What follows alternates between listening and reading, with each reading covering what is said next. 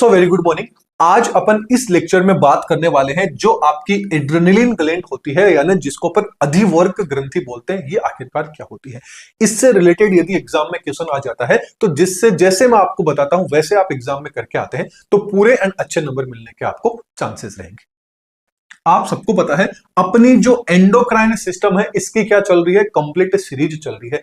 फिर चाहे आप बीएससी सेमेस्टर के अंदर किसी भी यूनिवर्सिटी के स्टूडेंट क्या ना हो, या चाहे फिर आपके किसी भी सेमेस्टर के अंदर यदि एंडोक्राइन ग्लैंड से रिलेटेड, एंडोक्राइन सिस्टम से रिलेटेड टॉपिक या आपकी यूनिट मान लीजिए या बुक मान लीजिए ये है, तो ये कंप्लीट जो अपनी सीरीज चल रही है ये सीरीज आपके लिए काफी इंपॉर्टेंट रहने वाली है। तो चैनल पे नए हैं तो चैनल को सब्सक्राइब कर लीजिएगा, क्योंकि बीएससी सेमेस्टर से रिलेटेड यहां पर आपको हर तरह का कंटेंट देखने को मिलता रहेगा। तो चलिए फिर बात करते हैं एड्रिनल ग्लैंड के बारे में। आप सबको पता है कि एड्रिनल जो आपकी ग्लैंड है इसके अंदर आपकी जो पिट्यूटरी ग्लैंड है इसको अपन डिस्कस कर चुके हैं, थायराइड ग्लैंड है इसको कर चुके हैं, पैराथायराइड को पढ़ चुके हैं, थाइमस को, पीनियल को, पेनक्रियास को। अब अपनी कौन सी ग्लैंड है जो आपकी एड्रिनल ग्लैंड है, ये आखिरकार क्या होती है, इससे रिलेटेड एग्जाम में क्वेश्चन आ जाए तो किस तरह से करना है। हर एक ग्लैंड को अपन ने पर्टिकुलर तरीके से अच्छे से पढ़ा है। तो अभी तक आपने इनमें से कोई भी लेक्चर नहीं देखा है, यदि आप एंडोक्राइन सिस्टम पढ़ना चाहते हैं तो सारे लेक्चर आप सबके लिए काफी इंपॉर्टेंट है। साथ में जिस तरह से मैंने बताया है वैसे आप एग्जाम में करके आते हैं तो पूरे अच्छे नंबर मिलने के चांसेस आपको मिल जाते हैं। तो चलिए फिर स्टार्ट करते हैं। जो आपकी एड्रिनल ग्लैंड है ये आखिरकार क्या होती है। तो एड्रिनल ग्लैंड की बात करें तो याद रखना एड्रिनल ग्लैंड होती है ये आपकी एक पेयर होती है, मतलब पेयर के अंदर क्या होती है, ये प्रेजेंट होती है। ये जो एड्रिनल ग्लैंड है इसको सुपर रीनल ग्लैंड के नाम से भी जाना जाता है। सुपर रीनल क्यों बोला जाता है? रीनल किसको बोला जाता है? रीनल बोला जाता है आपकी किडनी को। किसको बोला जाता है? रीनल आपकी किसको बोला जाता है? किडनी को। अब किडनी के ऊपर ये क्या है, आपकी किडनी है, ये आप देख रहे हैं किडनी के जस्ट ऊपर की साइड में प्रेजेंट है, बोले तो सुपीरियर पोजीशन पे प्रेजेंट है, ऊपर की साइड में प्रेजेंट है, इसलिए इसको सुप्रा रीनल जो आपकी ग्लैंड है ये ग्लैंड इसको बोला जाता है। ये जो आप केप लाइक स्ट्रक्चर देख रहे हैं आपके शरीर में, सीधी सी बात है दो किडनी होती है, तो दो किडनी आपके शरीर में है, तो जो एड्रिनल ग्लैंड है ये भी कितनी होती है, आपकी दो होती है। क्यों कहते हैं इसको? क्योंकि ये क्या होती है, दोनों किडनी के ऊपर क्या होती है, आपकी स्थित होती है। ये ग्रंथियां क्या करती है, शरीर के अंदर जो स्ट्रेस होता है, मेटाबॉलिज्म होता है, आपके जो ब्लड प्रेशर होता है, इसके अलावा वाटर एंड साल्ट का जो संतुलन है, इन सब के लिए क्या रहती है, एड्रिनल जो आपकी ग्लैंड है ये काफी इंपॉर्टेंट रोल प्ले करती है। कैसे प्ले करती है, क्या होता है, थोड़ी देर में आपको सारी चीजें समझ में आ जाएगी। इससे पहले आपको पता होना चाहिए कि जो आपकी एड्रिनल ग्लैंड होता है इसका कलर कैसा होता है, रंग कैसा होता है। तो याद रखना येलोविश ब्राउन कलर की होती है, बोले तो पीला भूरा क्या होता है, इसका कलर होता है, जैसा कि आप डायग्राम में भी देख पा रहे होंगे। इसके अलावा इसका वेट पूछ लिया जाए तो याद रखना ऑलमोस्ट 4 से 6 ग्राम तक क्या हो सकता है, इसका वेट होता है। इसके अलावा इसकी लोकेशन पूछ ली जाए तो लोकेशन का मैंने आपको बता दिया, interior part of the each kidney, मतलब दोनों किडनी के ऊपर आपको देखने को मिलेगी। और कैसे देखने को मिलेगी, केप लाइक रहती है। कैसे होती है, टोपी की तरह होती है, केप के जैसी स्ट्रक्चर होती है।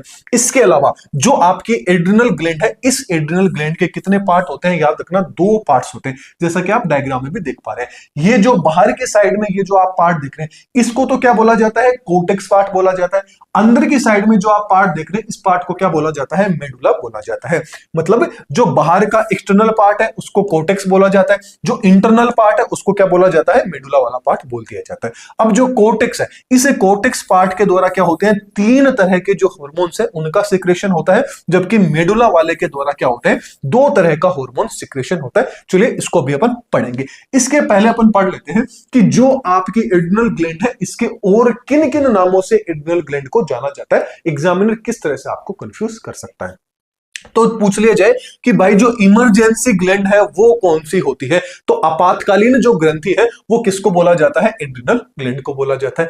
इसके अलावा जो आपकी सुप्रारीनल ग्लैंड है वो कौन सी है, पूछ लिया जाए तो सुप्रारीनल जो ग्लैंड है वो किसको बोला जाता है, एड्रिनल ग्लैंड को ही बोला जाता है। इसके अलावा एड्रिनल ग्लैंड को 4S ग्लैंड के नाम से भी जाना जाता है। इसके साथ साथ में 3F ग्लैंड के नाम से भी इसको जाना जाता है। 4S का मतलब क्या है, 3S एस का मतलब है क्या है, चलिए इसको समझने की कोशिश करते हैं। जो आपकी एड्रिनल ग्लैंड होती है, ये आपका जो ब्लड से मतलब जो आपकी शर्करा रहती है ब्लड में उससे, जो आपके साल्ट है, जो आपका सेक्स है, जो आपका तनाव है, स्ट्रेस है, इन सबको रेगुलेट करने का काम करती है। तो यहाँ पे 4S का मतलब एक से क्या हो गया, शुगर से आ गया, साल्ट से आ गया, सेक्स से आ गया, एंड आपके स्ट्रेस से रिलेटेड कौन होती है, आपकी एड्रिनल ग्लैंड होती है। थोड़ी देर में इनका मतलब भी आपको समझ में आ जाएगा। अब बात कर लेते हैं इसको 3F ग्लैंड के नाम से भी क्यों जाना जाता है। एक F का मतलब क्या आ जाता है, फियर आ जाता है, फाइट आ जाता है, एंड आपका फ्लाइट आ जाता है। मतलब लड़ो, डरो, उड़ो हार्मोन के नाम से भी इसको जाना जाता है, मतलब ग्रंथि के नाम से भी इसको आप जाना जाता है। अब जो डरो, लड़ो, उड़ो हार्मोन कौन सा होता है, तो वो हार्मोन कौन सा होता है, एड्रिनलिन ग्लैंड के द्वारा जो आपका हार्मोन सिक्रेट होता है वही क्या होता है, डरो, लड़ो, उड़ो हार्मोन के नाम से जाना जाता है। पूछ लिया जाए डरो, लड़ो, उड़ो जो आपकी ग्लैंड है वो कौन सी होती है, तो वो आपकी एड्रिनल ग्लैंड होती है, जिसको 3F ग्लैंड के नाम से भी जाना जाता है, 4S ग्लैंड के नाम से भी जाना जाता है, सुप्रा रीनल ग्लैंड के नाम से भी जाना जाता है, इमरजेंसी ग्लैंड के नाम से भी इसको जाना जाता है। चलिए, तो अब बात कर लेते हैं इसकी थोड़ी स्ट्रक्चर के बारे में। तो जो आपकी एड्रिनल ग्लैंड है, इसके कितने पार्ट्स होते हैं, 2 पार्ट्स होते हैं, अपन ने अभी बात की थी। कौन कौन सा, एक पार्ट होता है कोर्टेक्स वाला, दूसरा होता है मेडुला वाला। जो बाहरी वाला पार्ट होता है, बाहर की साइड में आप देख रहे हैं ये वाला, ये कौन सा होता है, कोर्टेक्स का पार्ट होता है। जबकि अंदर के साइड में जो आप पार्ट देख रहे हैं ये कौन सा होता है, आपका मेडुला वाला पार्ट होता है। अब ये जो कोर्टेक्स वाला पार्ट है, यहां पर आपको 3 परतें देखने को मिल जाती है, 3 लेयर्स है, वो लेयर आपको इसमें देखने को मिल जाती है। पहले आती है जोना ग्लोमेरुलोसा, फिर आ जाती है जोना फेसिकुलाटा, फिर आ जाती है जोना रेटिकुलरिस। अब ये जो आपकी तीनों की तीनों लेयर होती है, इन तीनों लेयर्स के द्वारा, इन तीनों परतों के द्वारा अलग अलग तरीके 3 हार्मोन है वो सिक्रेट होते हैं। क्योंकि अपन ने बात की थी कोर्टेक्स के द्वारा तो आपके 3 हार्मोन्स का क्या होता है, सिक्रेशन होता है, मेडुला के द्वारा 2 हार्मोन का सिक्रेशन होता है। तो जो आपकी ये तीनों लेयर होती है, ये तीनों लेयर क्या करती है, एक एक हार्मोन का सिक्रेशन करती है। तो कौन से हार्मोन का सिक्रेशन करती है, क्या फंक्शन रहता है, चलिए इसको पढ़ने की कोशिश करते हैं। तो सबसे पहले कौन से पार्ट ले रहे हैं, एड्रिनल कोर्टेक्स, मतलब जो बाहरी भाग है उसकी बात करते हैं। तो इसमें कितनी परतें होती है, 3 लेयर्स आपको देखने को मिलती है, 3 जोन्स देखने को मिलते हैं। पहले की बात करते हैं जोना ग्लोमेरुलोसा। जोना ग्लोमेरुलोसा की बात करें तो इसको मिनरलोकोर्टिकोइड्स हार्मोन के नाम से भी जाना जाता है। इसके द्वारा जो हार्मोन निकलता है उसको क्या बोला जाता है, मिनरलोकोर्टिकोइड्स हार्मोन बोलते हैं। मेनली जो मिनरलोकोर्टिकोइड्स होता है वो कौन सा होता है, आपका एल्डोस्टेरोन हार्मोन है, वो जोना ग्लोमेरुलोसा के द्वारा क्या होता है, सिक्रेट होता है। चलिए, ये तो अपन ने देख लिया। अब इसका काम क्या रहता है, तो इसका फंक्शन क्या रहता है, ये जो आपका सोडियम होता है, इसके सोडियम को क्या करता है, पुनः अवशोषण करने का काम करता है। किडनी वगैरह वाला चैप्टर आप पढ़ोगे तब आपको ये चीजें और अच्छे से समझ में आ जाएगी। आगे बात करें तो जो आपका पोटेशियम रहता है उसका एक्सक्रेशन होता है, उत्सर्जन होता है, उसके अंदर इसका रोल रहता है एल्डोस्टेरोन का। इसके अलावा जो आपकी बीपी रहती है एंड जो वाटर बैलेंस होता है उसको बनाए रखने के लिए भी एल्डोस्टेरोन होता है। मिनरलोकोर्टिकोइड जो आपका हार्मोन है इसका काफी ज्यादा इंपॉर्टेंट रोल रहता है। चलिए अपन ने देख लिया। अगली बात करें तो अगली जो लेयर आ जाती है वो कौन सी आ जाती है, जोना फेसिकुलाटा। जोना फेसिकुलाटा है, इसके द्वारा जो हार्मोन निकलता है वो कौन सा होता है, ग्लूकोकोर्टिकोइड्स होता है। कौन सा, ग्लूकोकोर्टिकोइड्स, नाम से पता चल रहा है ग्लूकोज। तो देखिए इसके द्वारा जो आपका मेन जो हार्मोन निकलता है वो हार्मोन कौन सा होता है, कोर्टिसोल हार्मोन इसके द्वारा रिलीज होता है। इसका काम क्या रहता है, ये क्या करता है, कार्बोहाइड्रेट हो गया, फैट हो गया, प्रोटीन हो गया, इसके मेटाबॉलिज्म के लिए ये क्या होता है, रिस्पॉन्सिबल होता है। इसके साथ साथ में जब आप स्ट्रेस में होते हैं उस टाइम पे एनर्जी प्रोवाइड करवाने का काम भी इसी हार्मोन्स का रहता है। इसके अलावा जो एंटी फिलामेंट्री प्रभाव होता है उसके लिए भी क्या होता है, ये आपका रिस्पॉन्सिबल होता है। चलिए तो अगली बात करते हैं। अगला आ जाता है आपका जोना रेटिकुलरिस। जोना रेटिकुलरिस होता है, इसको सेक्स कोर्टिकोइड्स हार्मोन इसके द्वारा रिलीज होता है। मेनली बात करें तो जो आपका एंड्रोजन होता है इसके द्वारा सिक्रेट होता है, वो भी कैसा, कम मात्रा के अंदर ये सिक्रेट होता है। इसका मेन काम क्या रहता है, ये जो आपका सेकेंडरी सेक्सुअल कैरेक्टर्स होते हैं उनको लाने में क्या होता है, ये काफी ज्यादा हेल्पफुल रहता है। अब चलिए इन तीनों को एक साथ में अपन समझने की कोशिश करते हैं कि भाई जो आपका कोर्टेक्स वाला पार्ट होता है उससे कितने हार्मोन निकलते हैं? आपके 3 हार्मोन्स का सिक्रेशन होता है। पहला कौन सा आता है? ग्लूकोकोर्टिकोइड्स हार्मोन, जिसको मेनली क्या बोला जाता है? कोर्टिसोल्स के नाम से जाना जाता है। फिर आ जाता है मिनरलोकोर्टिकोइड्स हार्मोन, जिसको किस नाम से जाना जाता है? एल्डोस्टेरोन हार्मोन के नाम से जाना जाता है। अगला आ जाता है सेक्स कोर्टिकोइड्स, जिसके द्वारा सेक्स हार्मोन रिलीज होता है। अब ग्लूकोकोर्टिकोइड्स नाम से पता चल रहा है कि ग्लूकोज के उपापचय में, ग्लूकोज की मेटाबॉलिज्म में क्या होता है? कोर्टिसोल या ग्लूकोकोर्टिकोइड्स हार्मोन क्या होता है? रिस्पॉन्सिबल होता है। जबकि मिनरलोकोर्टिकोइड्स हार्मोन, मिनरलो मतलब जो आपके मिनरल्स रहेंगे, जो आपके आयरन रहेंगे, जो साल्ट्स रहेंगे, उसके लिए, उसके रेगुलेशन में ये इंपॉर्टेंट रोल प्ले करेगा, उसके नियमन में रहेगा। इससे मेन इसका दूसरा नाम क्या आ जाता है? एल्डोस्टेरोन आ जाता है। जबकि अगला है सेक्स कोर्टिकोइड्स हार्मोन। ये क्या करता है? जो आपका एंड्रोजन रहेगा, मेल के अंदर तो क्या होता है? ज्यादा होता है, फीमेल में क्या होती है? एंड्रोजन की मात्रा कम होती है। जो सेक्स आपके हार्मोन रहते हैं उसके लिए रिस्पॉन्सिबल होता है। जबकि जो एस्ट्रोजन होता है ये मेल के अंदर कम होता है, फीमेल के अंदर क्या होता है? ज्यादा होता है, इसके लिए रिस्पॉन्सिबल होता है। जबकि जो सेकंड पार्ट होता है एड्रिनल ग्लैंड का, वो अंदर की साइड में कौन सा था? मेडुला वाला पार्ट था। अब जो मेडुला वाला पार्ट था उसमें अपन ने बात किया था कि 2 तरह के हार्मोन है वो यहां से क्या होते हैं? सिक्रेट होते हैं। कौन कौन से? पहला आ जाता है एड्रिनलिन हार्मोन, दूसरा कौन सा आ जाता है? नोर एड्रिनलिन हार्मोन। अब जो एड्रिनलिन हार्मोन है इसको एपिनेफ्रिन हार्मोन के नाम से भी जाना जाता है, एंड नोर एड्रिनलिन को नोर एपिनेफ्रिन हार्मोन के नाम से जाना जाता है। अब इनमें कंपैरिजन देखते हैं कि इनमें क्या रोल होता है। अब एक चीज याद रखना, कई बार डायरेक्ट यही क्वेश्चन आ जाता है कि जो आपका एड्रिनलिन हार्मोन है, नॉन एड्रिनलिन हार्मोन है, इन दोनों में कंपैरिजन बता दीजिए, तो यहां से भी एक शॉर्ट नोट क्वेश्चन आ सकता है।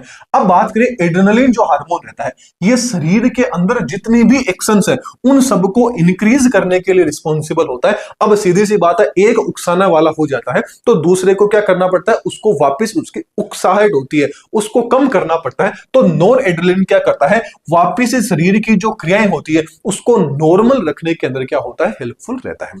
चलिए, तो सबसे पहले बात कर लेते हैं कि शरीर की क्रियाओं को, कौन कौन सी शरीर की क्रियाओं को ये बढ़ाता है।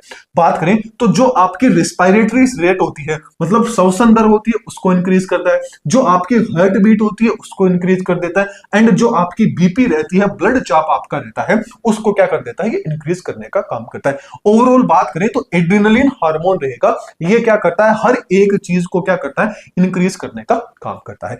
जबकि नोर एड्रिनलिन हार्मोन रहता है, ये इस बढ़ी हुई चीज को वापस नॉर्मल, वापस सामान्य रखने का काम करता है। बोले तो कम करने का क्या रहता है? इसका काम होता है। जैसे यहां पे श्वसन दर बढ़ रही, तो बढ़ी हुई श्वसन दर को वापस नॉर्मल करने का काम, कम करने का काम क्या रहेगा? इसका रहेगा। ठीक ऐसे यहां हार्ट रेट बढ़ रही थी तो इसको वापस से कम कर देगा। यहां पे ज्यादा बीपी बढ़ गया तो इसको वापस से नॉर्मल कर देगा। यानी कम करने का क्या रहता है?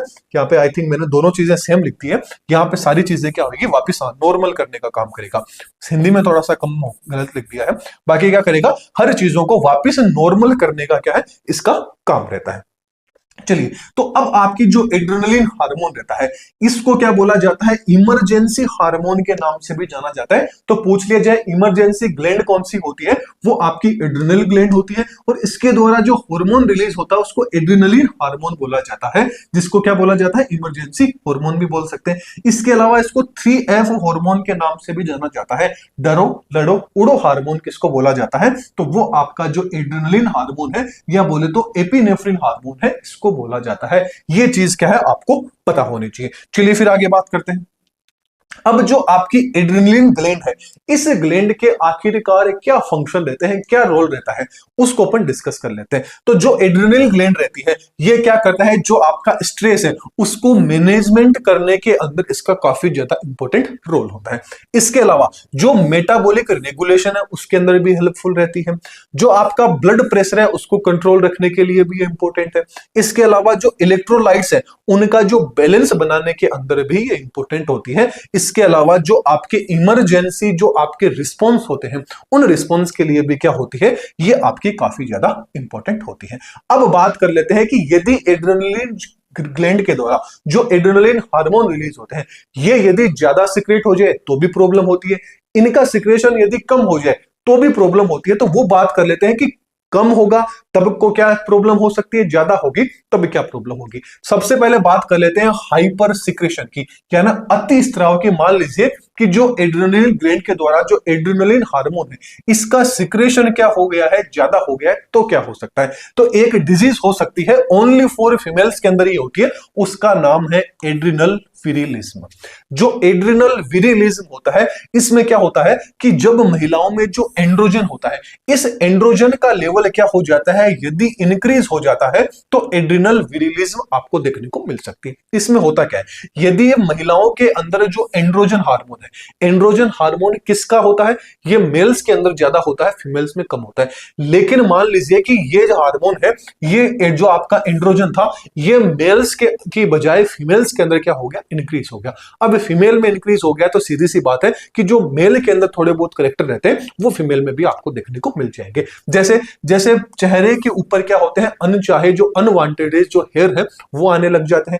इसके अलावा चेहरे पे क्या होने लग जाते हैं, जो एक्ने होते हैं, जो मुहासे होते हैं, कील होती है, ये देखने को मिल जाती है। इसके अलावा क्या होगा, गुस्सेला स्वभाव हो जाएगा और क्या रहता है, शरीर एकदम बेचैन सा क्या रहता है, मन रहता है। इसके अलावा क्या होता है कि महिलाओं के प्रति क्या होता है, आकर्षण क्या हो जाता है, ज्यादा हो जाता है। यदि महिला के अंदर एंड्रोजन की मात्रा ज्यादा हो जाती है तो एक महिला होती है वो दूसरी महिला के प्रति उसके अंदर आकर्षण क्या हो जाता है, बढ़ जाता है। क्यों, क्योंकि जो एंड्रोजन होता है ये मेल्स के अंदर ज्यादा होता है, जो फीमेल की ओर अट्रैक्ट करता है। लेकिन यहां पर क्या हो गया, एंड्रोजन फीमेल में ही ज्यादा हो गया, जो क्या करेगी, एक दूसरी फीमेल को खुद की साइड में अट्रैक्ट करने के लिए रिस्पॉन्सिबल होता है। मतलब दो महिलाओं के अंदर क्या हो जाएगा, एक दूसरे के अंदर अट्रैक्शन है वो देखने को मिल जाएगा। ये क्या कहलाता है, आपका एड्रिनल विरिलिज्म कहलाता है। जबकि जो दूसरा आ जाता है चलिए अब बात कर लेते हैं जो गायनेकोमेस्ट्रिया होता है ये आखिरकार क्या होता है। तो जो गायनेकोमेस्ट्रिया होता है ये ओनली फॉर किन में देखने को मिलता है, पुरुषों में देखने को मिलता है, मेल में देखने को मिलता है। कब देखने को मिलेगा, जब पुरुष के अंदर जो आपका एस्ट्रोजन हार्मोन है, एस्ट्रोजन की मात्रा क्या हो जाती है, ज्यादा हो जाती है। क्योंकि एस्ट्रोजन किसके लिए होता है, फीमेल्स के अंदर ज्यादा सिक्रेट होता है। लेकिन यहां पर यदि एस्ट्रोजन होता है वो मेल्स के अंदर ज्यादा सिक्रेट हो जाता है। अच्छा, यहां पे एंड्रोजन लिख दिया है तो यहां पे क्या है आपका एस्ट्रोजन।